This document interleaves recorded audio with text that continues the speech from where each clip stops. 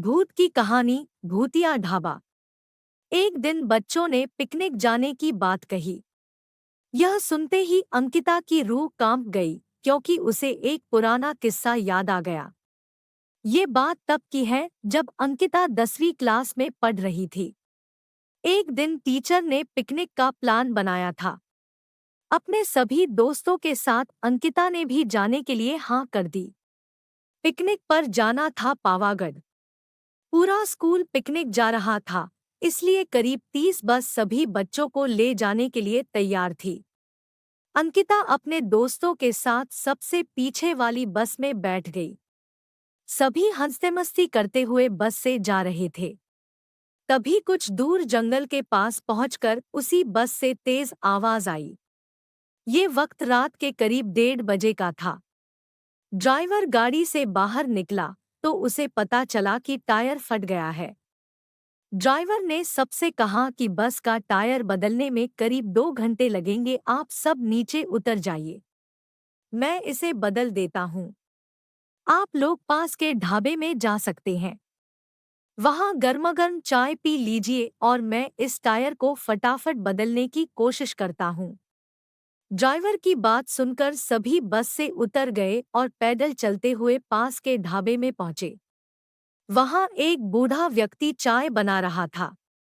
इतनी रात को ढाबा खुला हुआ और किसी इंसान को चाय बनाते देख सबको हैरानी हुई। उस बूढ़े इंसान ने कहा, आप सब चाय पी लीजिए। यहाँ अक्सर लोगों की गाड़ी खराब हो जाती है, इसलिए मैं भी अपना ढाबा हरदम खुला रखता हूँ। आप जैसे राहगीरों को कुछ मदद हो जाती है। उनकी बात सुनकर सबने चाय का ऑर्डर दे दिया। उन्होंने कुछ ही देर में सबके लिए चाय बनाकर मेज पर रख दी। चाय पीते हुए अंकिता की आंखें एकदम ढाबे की छत की तरफ गई। वहां अंकिता ने एक औरत को सफेद रंग की साड़ी में खुले बाल लहराते हुए देखा। कुछ देर बाद वो जोर जोर से हंसने लगी। भले ही हंसने की आवाज किसी को सुनाई नहीं दे रही थी, लेकिन अंकिता ने उसे मुंह खोलकर हंसते हुए देखा था। ये सब देखकर अंकिता ने डर के मारे आंखें नीचे झुका ली।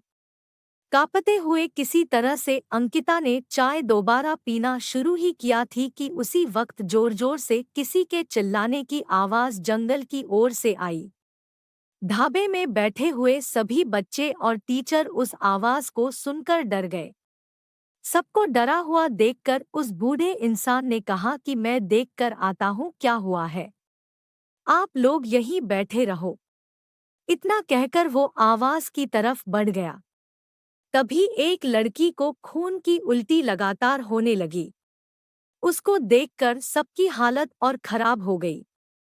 उसी समय एक टीचर ने कहा कि तुम सब आग जलाओ और उसके बगल में बैठ जाओ। सबने मिलकर आग जलाई और गोल घेरा करके बैठ गए। टीचर ने सख्त लहजे में सबसे कह दिया कि अकेले कोई कहीं नहीं जाएगा।